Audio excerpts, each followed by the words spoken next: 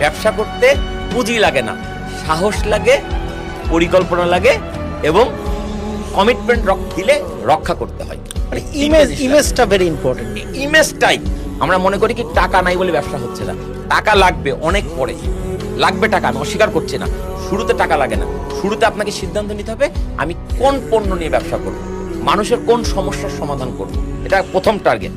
এই সমস্যার সমাধান করবো, আচ্ছা ঠিক আছে, যে সমস্যার সমাধান হিসেবে আমি যে প্রোডাক্টটা বা যে সার্ভিসটা দাঁড় করাবো, এটার নাম কি দেব, এটার লোগো কি হবে, এটা ট্রেড লাইসেন্স বের করতে হবে।